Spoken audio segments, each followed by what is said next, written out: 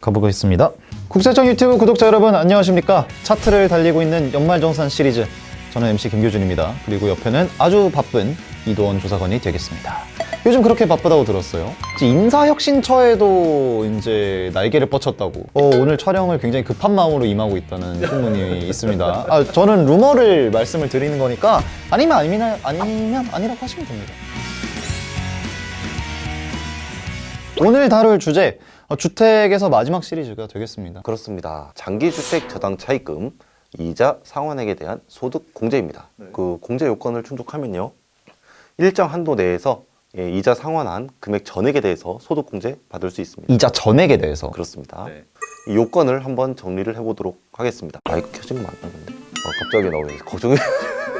별 걱정을 다 하네. 자, 요건 정리를 해보도록 하겠습니다. 차입자는 근로소득자여야 되고요. 그리고 무주택 세대의 세대주이거나 1주택을 보유한 세대의 세대주에 해당이 돼야 됩니다. 그리고 이렇게 일정 요건을 충족한다면 근로소득자인 세대원도 공제를 받을 수 있습니다. 자, 그런데 여기 한 가지가 더 추가가 돼요. 이 세대주가 아닌 사람이 이 소득 공제를 받기 위해서는 해당 주택에 실제로 거주를 해야 됩니다. 다음은 공제 대상 주택. 그렇습니다. 이 공제 대상 주택은 취득 당시 기준시가가 5억 원 이하에 해당이 돼야 됩니다. 이 기준시가 5억 기준은 바로 2019년 이후 차입분부터 적용이 된다는 점 기억해 주세요. 마지막으로 차입금 요건입니다. 자, 3개월 요건 있었죠. 그렇습니다. 그거와 비슷한데요.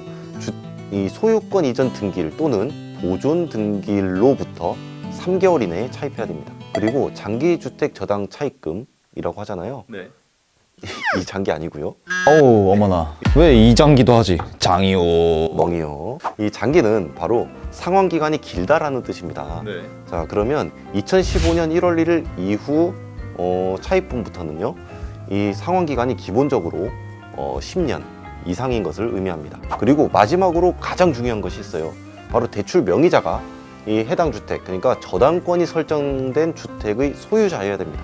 정확한 내용들은 저희 연말정산 시리즈 첫 시리즈에 준비가 되어 있으니까요, 영상을 한번 확인하시면 될 것 같습니다. 여기 링크가 뜰 거예요. 띄워줄게요.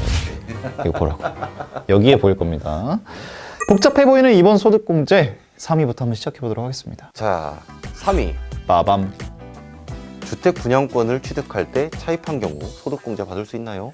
주택 분양권 취득. 네. 약간 다르게 생각할 수도 있겠네요. 그렇습니다. 이 경우엔 받을 수 있습니까? 자, 요건을 충족하면 받을 수 있습니다. 자, 일단 차입자는 바로 이 근로소득자여야 되고요. 그리고 무주택 세대의 세대주에 해당돼야 됩니다. 이러한 세대주가 취득한 주택 분양권 또는 조합원 입주권의 가격이 4억 원 이하에 해당이 돼야 됩니다. 지금부터 핵심 포인트입니다. 네, 중요한 포인트. 주택 분양권 등을 취득할 때 차입을 하게 되지 않겠습니까? 그러면 이 차입할 때 그 차입금 계약서에 이러한 내용이 있어야 돼요. 이 주택이 완공이 될 때 장기주택 저당 차입금으로 저당될 것이라는 요건이 있어야 되거든요. 자, 이러한 요건이 있는 차입금, 그리고 그 앞에 제가 말씀드렸던 두 가지 요건을 모두 충족을 한다면 차입 시점부터 소유권 보존 등기일까지 장기주택 저당 차입금으로 보도록 규정되어 있습니다. 결국 그 3개월 요건을 충족하지 않더라도 차입 시점부터 보존 등기일까지 상환한 이자 금액은 바로 소득 공제 대상에 해당이 된다는 것입니다.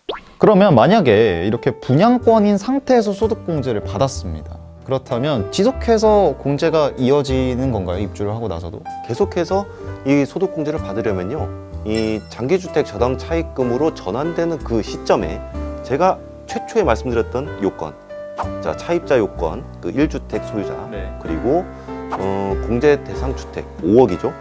그리고 이제 그 차입금 요건, 자, 이 요건을 모두 충족을 해야만 계속해서 소득 공제를 받을 수가 있습니다. 예를 들어 사실 분양권이 4억이라 그래도 모든 주택이 막 그대로 곱게 4억으로 매매가 되지 않지 않습니까? 이 만약에 주택이 완공이 돼서 이 소유권 이전 등기가 됐고요. 그리고 약속대로 장기주택 저당 차입금으로 전환이 되었습니다. 자, 근데 그 전환 시점에 기준시가, 발표된 기준시가가 6억 원이라고 가정을 해봅시다. 5억을 초과했군요. 그렇습니다. 그러면 요건 충족하지 못하죠. 이 분양권 상태에서 요건을 충족을 해서 차입 시점부터 소유권 보존 등기일까지 소득공제를 받는다 하더라도 이 뒤에 소유권 보존 등기일 이후에 상환한 이자 금액은 소득공제 대상에 해당이 되지 않는다. 자, 이것이 바로 핵심 내용입니다. 이렇게 3위를 알아봤습니다. 네. 2위 한번 가보겠습니다. 자, 2위 가보겠습니다. 자, 2위. 마밤. 2017년에 취득한 주택의 현재 기준시가가 4억 5천만 원인 경우 소득공제 받을 수 있나요? 그렇다면 공제 대상 주택은 기준시가에서 5억 원 미만이어야 됐기 때문에 가능하지 않겠습니까? 2014년 1월 1일부터 2018년 12월 31일까지 차입한 부분은요, 기준시가가 4억 원 이하이면 됩니다. 요 딱 그 2013년부터 2019년 사이에 이 기준으로 판단을 해야 되는 거네요. 아, 맞습니다. 이 기준시가의 핵심 포인트는요, 바로 취득 당시의 기준시가로 판정을 해야 된다는 것입니다. 그렇습니다. 그러니까 이 주택이 비록 현재 2020년 기준시가가 5억 원 이하라 하더라도 소득공제가 무조건 되는 것은 아닙니다. 결국 제일 핵심은 기준시가는 취득 시점을 봐야 된다. 맞습니다. 이게 대망의 2위였습니다. 2위. 대망의 1위입니다. 자, 대망의 1위. 마밤. 배우자 명의로 대출받고 이자는 본인이 지급한 경우 소득공제 받을 수 있나요?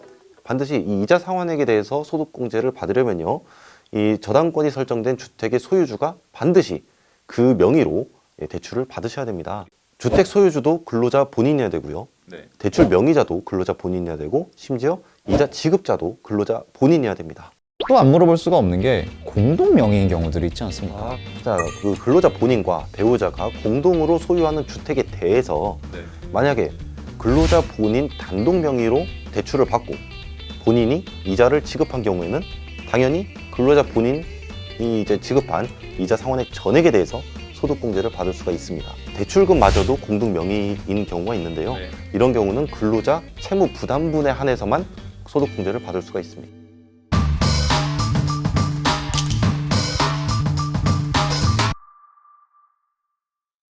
이게 대망의 1위. 네, 대망의 1위였습니다. 가 됐습니다. 네, 이렇게 또 4편에 걸쳐서 주택을 다 알아봤습니다. 본인 주택의 시가가 다 다르고요. 그 기준 날짜도 다 다르고 그 돈이 또 큰 금액이어서 납부하는 것들이 워낙 이제 복잡하기 때문에 그런 기초적인 내용들을 다지고 싶으시다면 저희 작년에 진행했던 연말정산 시리즈를 참고해 주시면 아주 큰 도움이 되지 않을까 생각이 됩니다.